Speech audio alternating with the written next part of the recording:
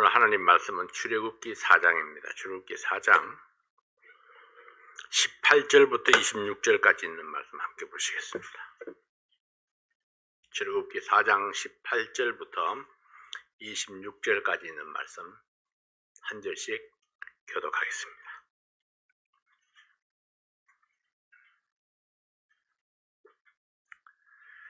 모세가 장인 이드로에게로 돌아가서 그에게 이르되 내가 애굽에 있는 내 형제들에게로 돌아가서 그들이 생존하였는지 보려 하오니 나로 가게 하소서. 이드로가 그에게 평안히 가라 하니라. 여호와께서 미디안 안에서 모세에게 이르시되 애굽으로 돌아가라. 내 생명을 찾는 자가 다 얻어지리라. 모세가 그 아내와 아들들을 나귀에 태우고 애굽으로 돌아가는데 하나님의 지팡이를 손에 잡았더라.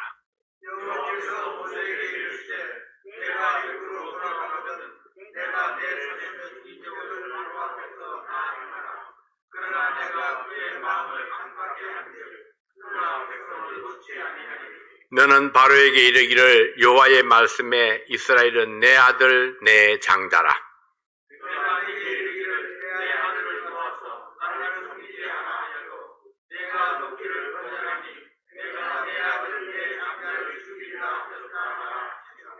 여호와께서 길의 숙소에서 모세를 만나사 그를 죽이려 하시는지라. 시므라가 자초를 취하여 그 아들의 양털을 들여 모세의 바람에 던지며 가로되 당신은 참으로 내게 이한 편이로다 하니 여호와께서 모세를 놓으시니라. 그때 십보라가 피난편이라 함은 할례를 인함이었더라. 조금 더 읽습니다. 여호와께서 아론에게 이르시되 광야에 가서 모세를 맞으라 하시매 그가 가서 하나님의 산에서 모세를 만나 그에게 입맞추니 모세가 여호와께서 자기에게 부탁하여 보내신 모든 약속과 여호와께서 자기에게 명하신 모든 기적을 아론에게 하였다. 모세와 아론이 가서 이스라엘 자손의 모든 장로를 모으고 아론이 여호와께서 모세에게 명하신 모든 말씀을 전하고 백성 앞에서 기적을 행하니 백성이 믿으며 여호와께서 이스라엘 자손을 돌아보시고 그 고난을 감찰하셨다 함을 듣고 머리 숙여 경배하였더라. 아멘. 기도합니다. 아버지 하나님 감사합니다. 드디어 모세가 하나님께서 주신 사명을 행하기 위해서 미디안을 떠나서 애굽으로 출발합니다. 새로운 출발, 새로운 결심이 행동으로 나타나는 순간입니다. 아버지 하나님, 우리의 믿음이 이와 같이 마음속에 결심할 뿐만 아니라 결단한 것이 삶 속에 이루어지도록 저희들 믿음을 더욱더 견고케 하여 주시옵소서. 아버지 하나님, 오늘도 주실 말씀을 감사합니다. 주께서 종의 입술을 주장해 주시옵소서. 예수님 이름으로 기도하옵나이다. 아멘. 하나님의 소명에 변명만 널어놓던 모세가 드디어 결단하고 애굽을 향해서 출발합니다. 모세의 환경과 상관없이, 모세의 느낌과도 상관없이 하나님의 말씀을 믿고 그 말씀에 순종함으로 애굽을 향해서 떠났습니다. 신앙은 의지적인 결단입니다. 하나님의 말씀은 우리의 의지를 요구하고 있습니다. 우리는 이 의지적인 결단이 있을 때에 하나님의 역사를 경험할 수 있습니다. 하나님께서 주신 사명을 위해서 애굽으로 돌아가는 모세를 보면서 우리도 믿음을 결단하는 그런 시간이 될 수 있기를 바랍니다. 첫 번째로 모세는 40년 생활의 터전을 떠났습니다. 모세의 광야 40년은 안정적인 삶이었습니다. 그리고 평화로운 삶이었습니다. 이드로를 만나서 그의 양떼를 먹이다가 그의 딸과 결혼해서 자식을 낳았고 양떼를 몰고 초원을 돌아다니면서 이게 상상만 해도 그렇죠. 유유자적 평화로운 삶을 살고 있었습니다. 바쁠 것도 없고 급할 것도 없고 스트레스 받을 일도 없었던 지난 40년은 평안하고 안정된 삶이었습니다. 이런 모세 앞에 하나님께서 나타나셨고 애굽에 가서 이스라엘 백성들을 구출하라는 사명을 주셨습니다.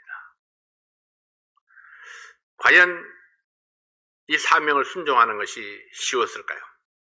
안정된 삶을 버리고 이 모험을 해야 되는 삶으로 뛰어든다는 것은 상당히 주저되고 어려움이 있는 그런 순간이죠.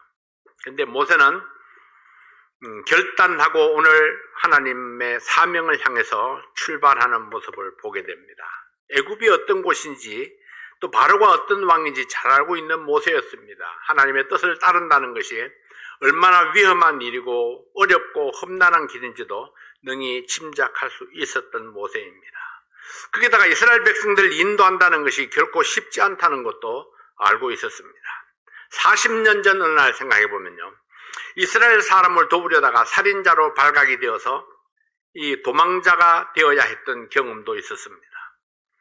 자기는 선한 의도로 도우려 했지만은 그러나 오히려 그는 이 살인자로 발각이 되어서 더 이상 애굽에 살지 못하고 도망을 치려 했던 그런 뼈아픈 과거가 있습니다.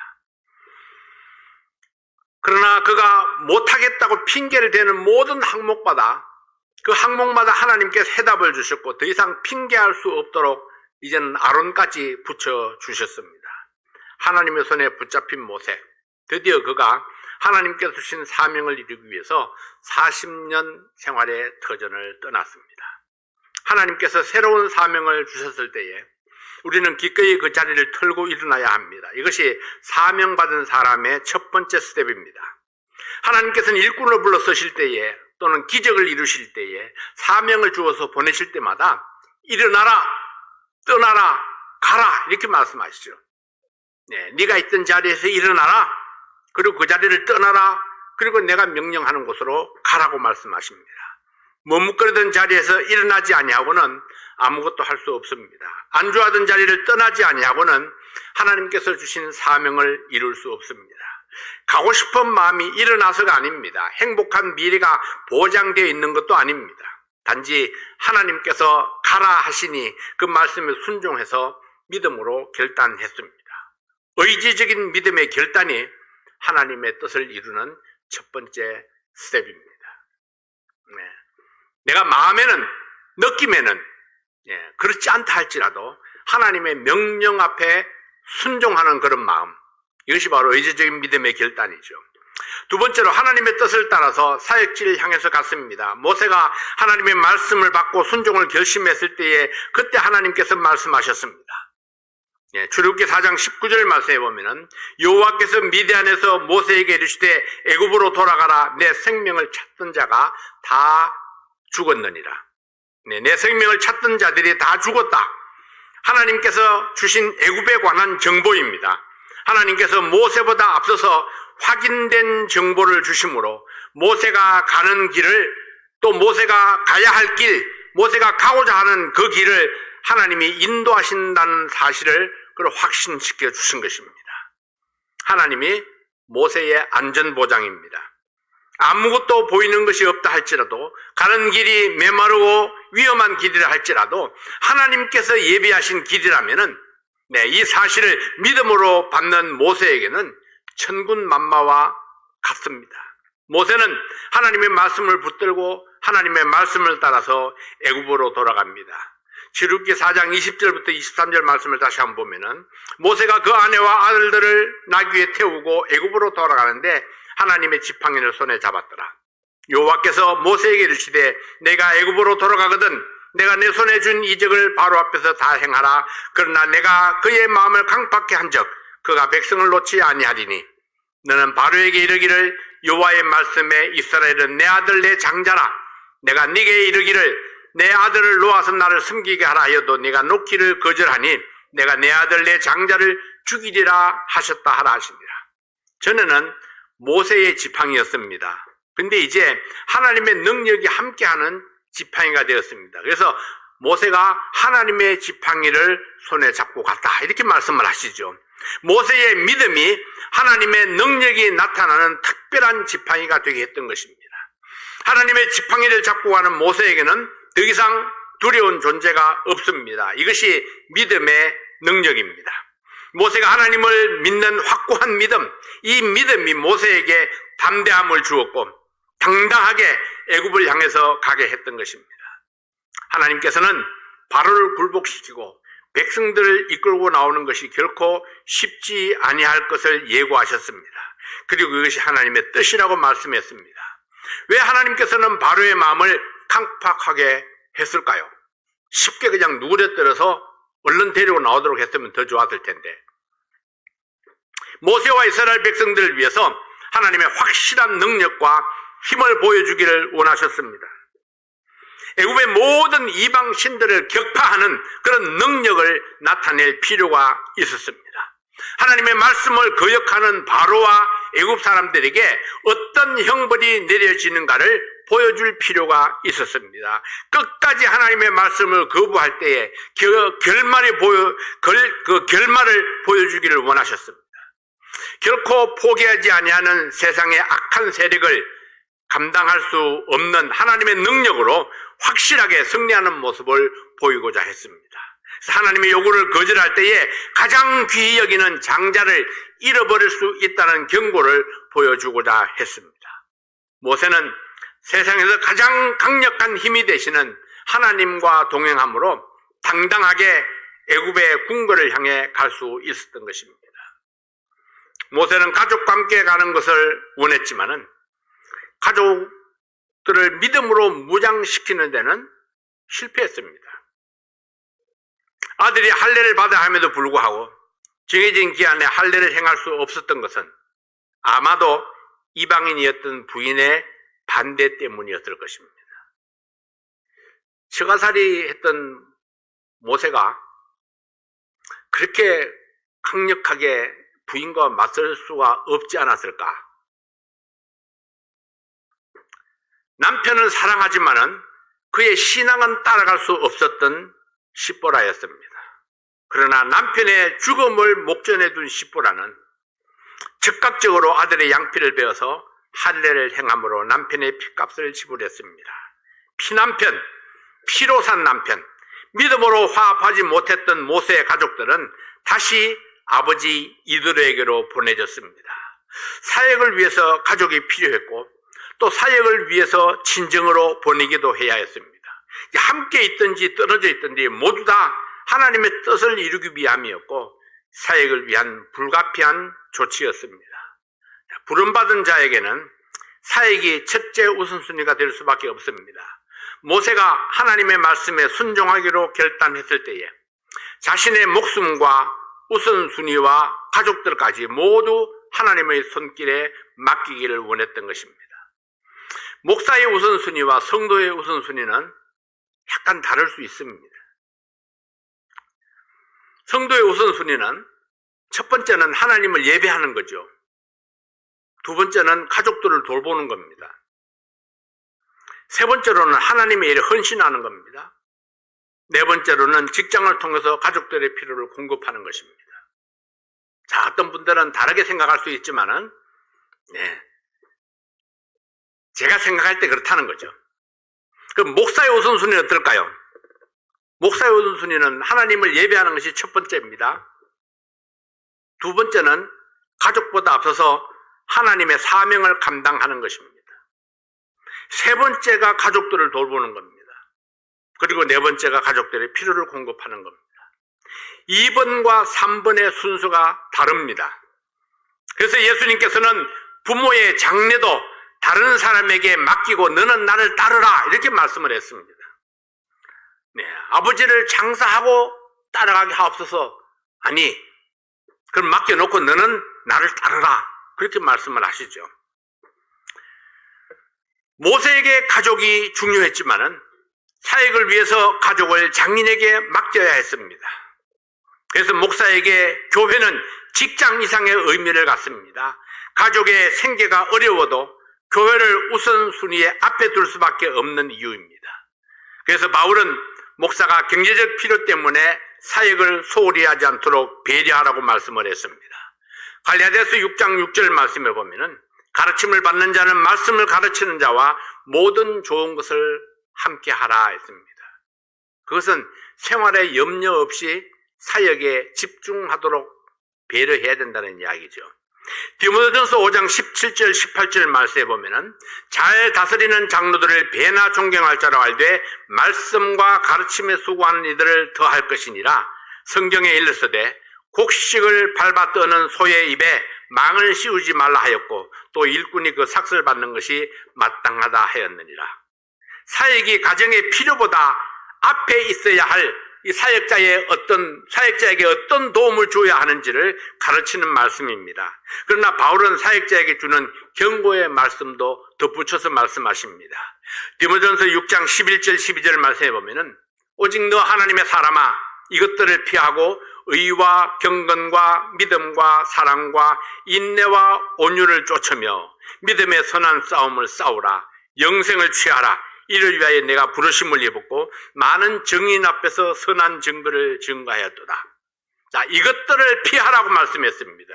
그 앞에 있는 이것들이 무엇입니까? 9절과 10절에 기록된 말씀, 그것은 바로 부하려 하는 마음, 돈을 사랑하는 마음, 욕심을 피하라고 경고했습니다. 목사에게 가장 위협이 되는 것이 돈에 대한 욕심이라는 경고의 말씀입니다. 이스라엘 12지파에게 11조를 요구했을 때에 11지파의 11조를 모아서 레위 지파에게 주라고 말씀을 했습니다. 11지파는 하나를 뺀 9으로 살았고 레위 지파는 11개를 받아서 살게 하신 것은 온전히 하나님을 섬기는 일에만 몰두하라는 의미로 이해가 되어집니다. 이제 모세는 가족들을 장인에게 맡기고 하나님께서 주신 사명을 위해서 애굽으로 갔습니다. 모든 것들은 하나님께서 그 모든 필요를 공급해 줄 것이라는 그런 믿음이죠. 모세는 돈을 짊어지고 하는 것이 아닙니다. 지팡이만 손에 잡고 애굽을 향해서 갑니다. 하나님께서 그의 모든 필요를 공급해 주실 것이라는 그 한 가지 믿음을 가지고 애굽을 향해서 가는 겁니다. 세 번째로 동력자를 준비해 주셨습니다. 하나님께서는 아론을 보내서 모세를 맞이하게 했습니다. 모세는 하나님께서 주신 말씀을 모두 아론에게 전달했습니다. 아론은 백성들을 불러 모으고 모세가 준 하나님의 말씀을 전달했습니다. 이스라엘 백성들 앞에서 하나님의 말씀을 전하고 이적을 행해서 백성들에게 믿음을 심어주었습니다. 모세가 결단하고 행동으로 움직일 때 하나님은 하나님이 하실 일을 행하셨습니다. 아론을 준비하시고 하나님의 뜻에 따라 아론을 사용했습니다. 말에 능치 못하고 입이 뻣뻣하고 혀가 둔하다는 모세의 변명을 듣고 동력자를 주시겠다고 약속하셨던 하나님은 모세가 애굽으로 가기를 결단하자 곧바로 아론을 준비시켜서 모세를 기다리게 했던 것입니다.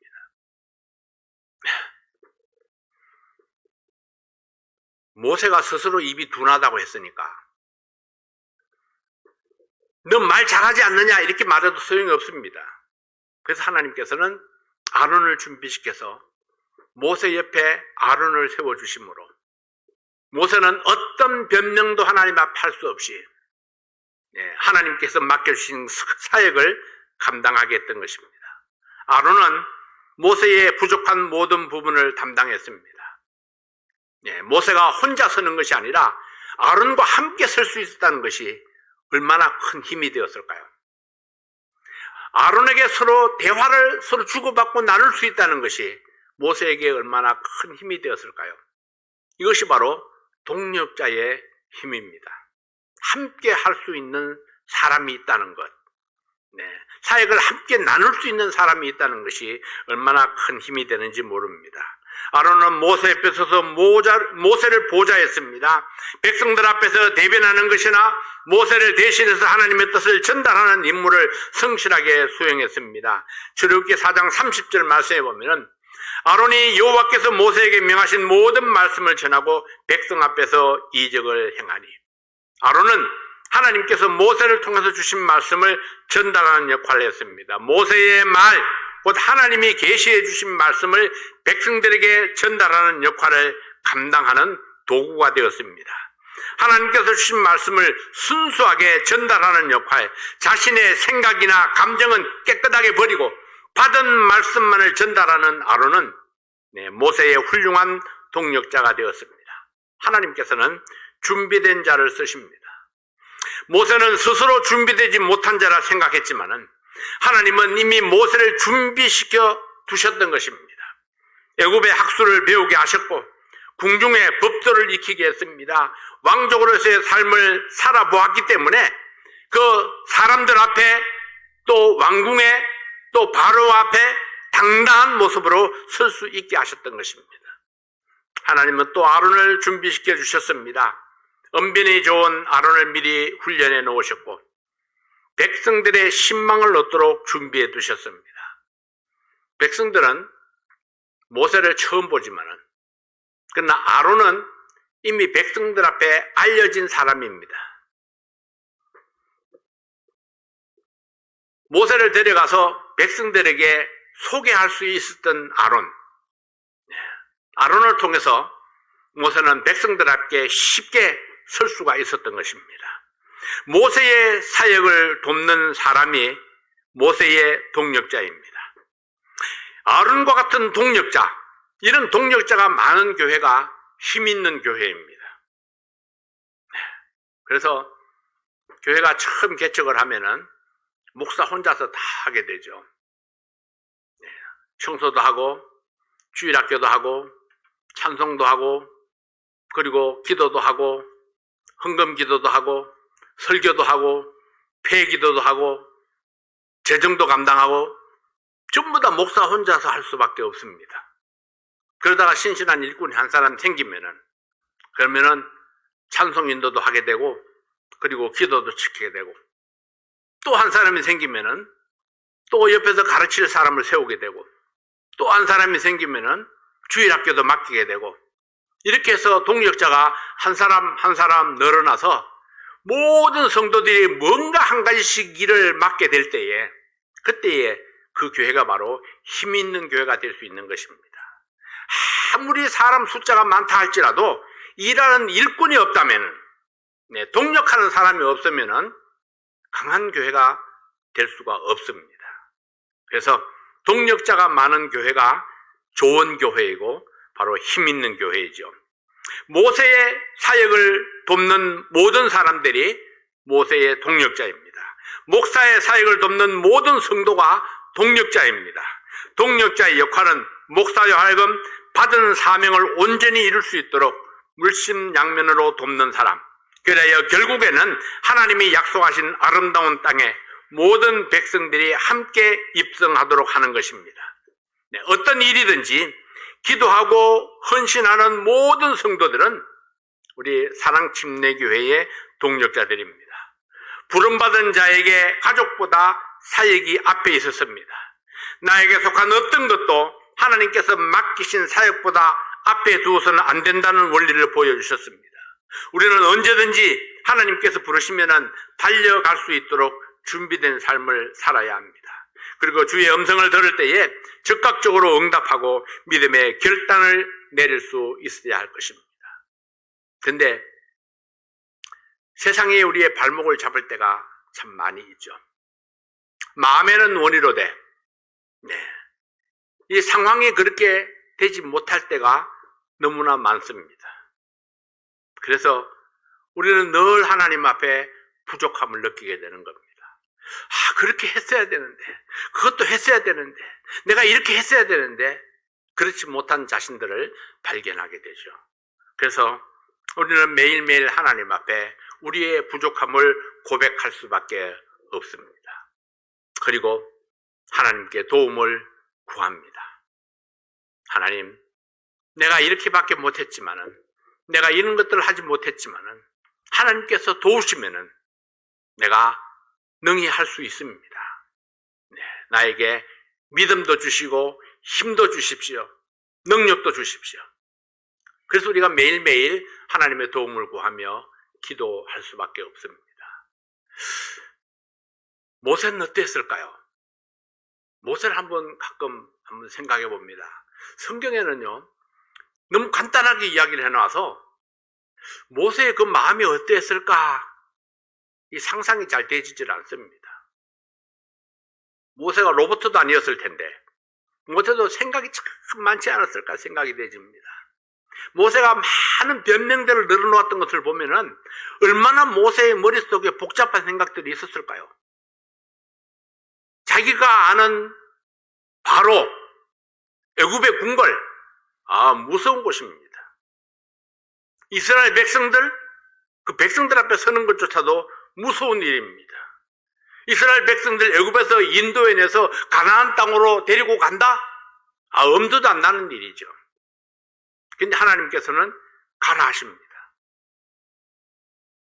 그 말씀 앞에 굴복할 수밖에 없었지만은, 하나님이 가라 하시니까 가야 됐지만은, 그러나 가족들을 뒤에 두고 모세가 지팡이를 잡고 애굽을 향해서 갈 때에, 미디안에서 애굽까지 하루 이틀 거리가 아닙니다.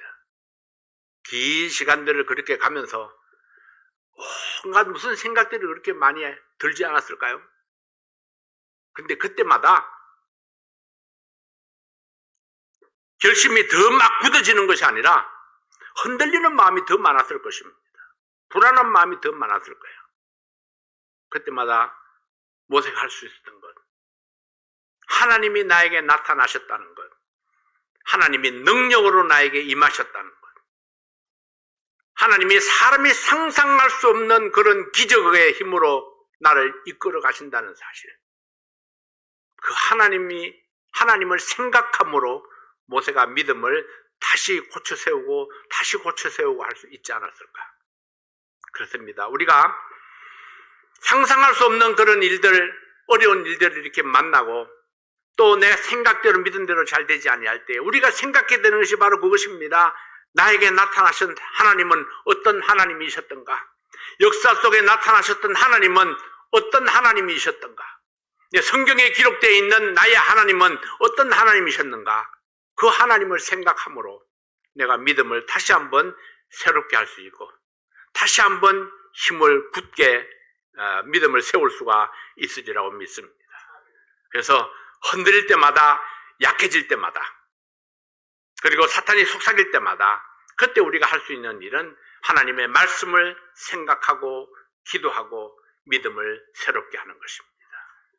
그래서 결심을 다시 한번 새롭게 할 때에 우리의 믿음을 또 결단하고 그렇게 할 때에 우리는 날마다 우리의 초심을 가지고 하나님께서 부르신 그 부름의 사명을 향해서 힘껏 달려갈 수 있을 줄로 믿습니다. 기도하겠습니다. 아버지 하나님, 하나님의 은혜와 사랑을 감사합니다. 하나님께서 우리를 부르셨을 때에 혹은 목사로, 혹은 교사로, 혹은 집사로, 혹은 찬양으로, 또 혹은 기도의 역군으로 여러 가지 모습으로 우리를 불러서 하나님께서 사명을 맡기셨을 때에 오 아버지 하나님, 우리가 못한다 하지 아니하고 하나님의 말씀을 믿고 믿음으로 전진하고 실천하는 그런 결단들이 있게 도와주시옵소서. 아버지 하나님, 때때로 우리는 부족하고 연약해서 결심한 대로 다 이루지 못할 때가 얼마나 많은지 모릅니다. 그때마다 아버지 하나님, 낭망하지 않게 하시고 다시 한번 믿음을 새롭게 해서 우리가 열심을 다해서 최선을 다해서 하나님의 뜻을 이루어갈 수 있도록 능력으로 덧입혀 주시옵소서. 이를 위해서 하나님을 더 의지하고 또 하나님 말씀을 더 의지하고 또 하나님 말씀 앞에 굴복하는 저희들 되게 도와주시옵소서. 사랑하는 성도들의 삶을 주께서 축복하시고 이 연말에 저희들이 지나온 날들을 돌아보면서 하나님 은혜에 감사하고 하나님을 찬양하는 그런 우리 모든 성도들 되게 하여 주시옵소서. 예수님 이름으로 간절히 기도하옵나이다. 아멘.